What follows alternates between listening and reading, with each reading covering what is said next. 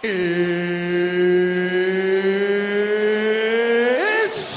time!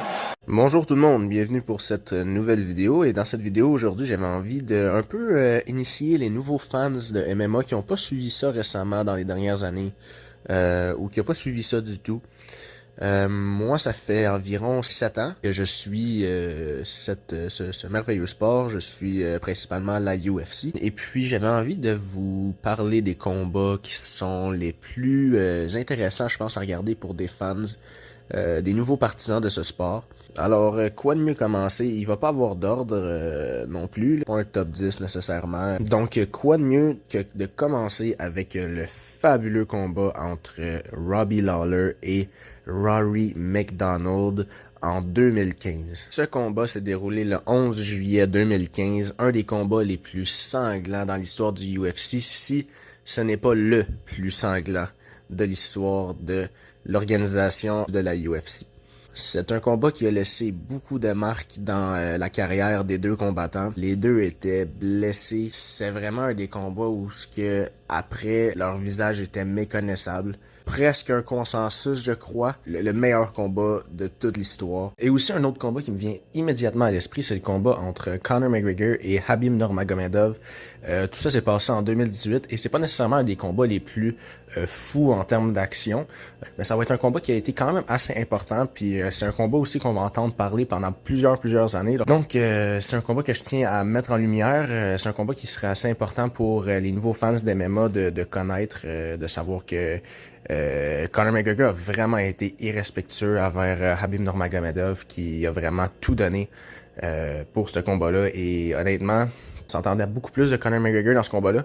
Finalement, Conor McGregor a eu quand même certains moments dans ce combat-là, mais pas énormément. Khabib a quand même gagné de façon définitive. Il y a eu une mêlée générale entre les entraîneurs. En tout cas, c'est vraiment quelque chose qui est à voir si vous ne l'avez pas vu. Un autre combat sensationnel à regarder selon moi, c'est le combat qui implique Justin Gaethje face à Michael Johnson. C'est un des premiers combats à Justin Gaethje dans l'organisation de la UFC. Et personnellement, moi je m'en souviens d'avoir regardé ce combat-là en direct, je crois ça fait quelques années, ça doit être aux alentours de 2017-2018 peut-être, et c'était vraiment des feux d'artifice. Le commentateur que j'écoutais à l'époque, son nom c'est Patrick Côté, un ancien combattant. Lui il disait, il connaissait bien déjà Justin Gaethje, il disait que c'était un combattant très explosif et que le combat qu'il avait fait contre Michael Johnson était pas différent de tous les autres combats de Justin Gaethje qu'il avait fait auparavant dans d'autres organisations. C'est quelqu'un qui était explosif. C'est vraiment tout un combat et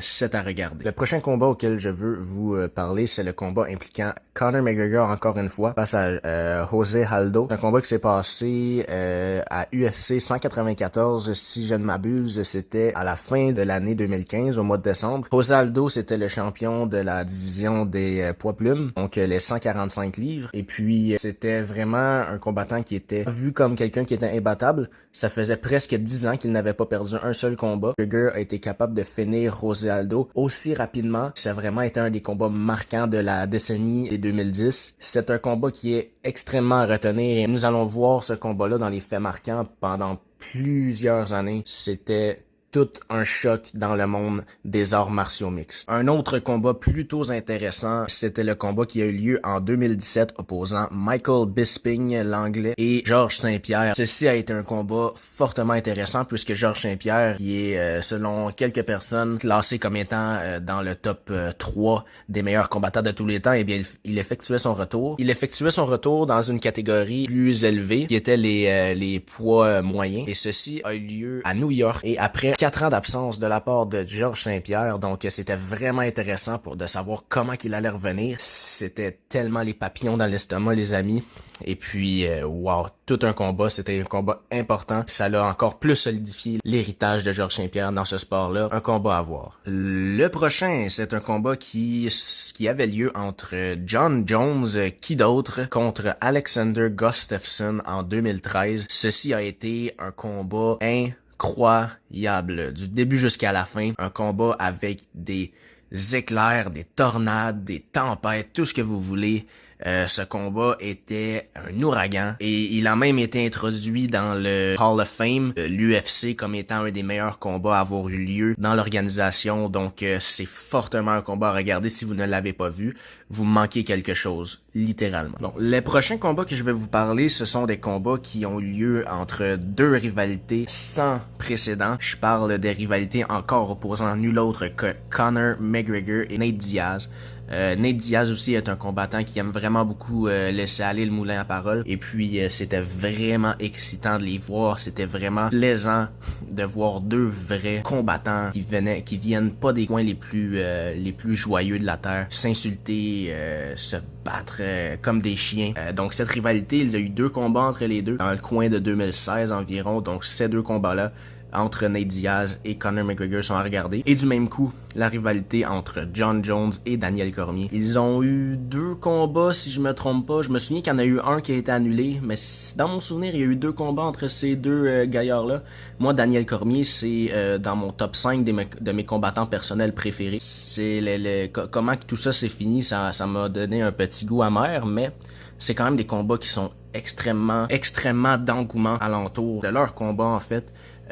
Et honnêtement, c'est une des meilleures rivalités qu'il y a eu dans ce sport-là. Moi, ce que j'aimais beaucoup de Daniel Cormier, c'est qu'il était tellement petit comparé à tous ses adversaires, puis il leur donnait toujours une bonne opposition. Et la plupart du temps, il gagne. Ces deux rivalités-là, la rivalité Jones, Cormier et puis Nate Diaz contre Conor McGregor, selon moi, si vous débutez dans les MMA, c'est quelque chose qui est important, qui est arrivé et qui a été important dans les dernières années. Un autre combat de ouf, je vous dis les amis, c'était le combat entre Joanna Jędrzejczyk, oui, et Zhang Weili, qui a lieu en 2020. Les amis, c'était une tuerie. C'était action après action après action.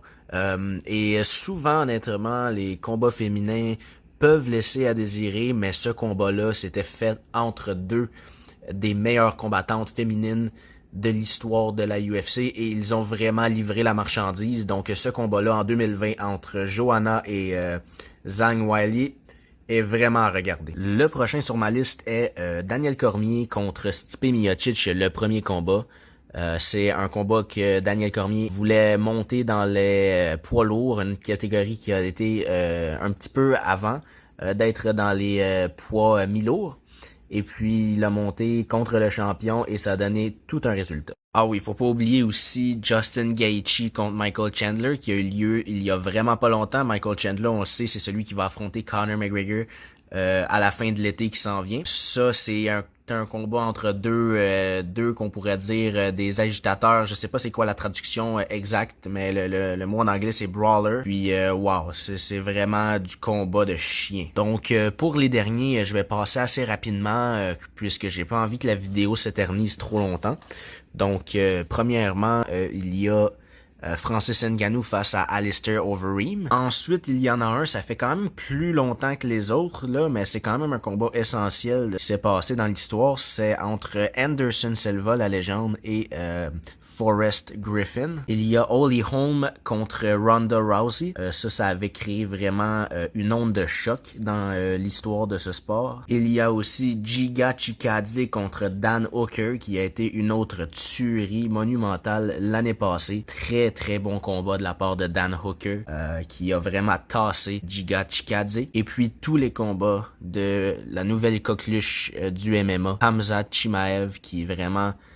C'est vraiment quelque chose que on n'a jamais vu. Une arrivée dans le UFC aussi dominante que ça. À ses 4 premiers combats, il avait seulement encaissé 2 coups contre. C'est fou. Donc, tous les combats de ce gars-là, spécialement son combat le plus difficile contre Gilbert Burns, il y a peut-être un an et demi. Sinon, tous ses autres combats, ça a été tous des combats très rapides. Il est vraiment quelque chose. Donc, ce sera tout pour cette vidéo. Je crois que je vous ai dressé une solide liste de combats qui s'est passé dans les dernières années. Je vous ai sorti quelques combats qui sont sortis dans les années... en fait, l'année dernière, donc c'est vraiment récent. Quelques combats historiques, là, comme que je dis...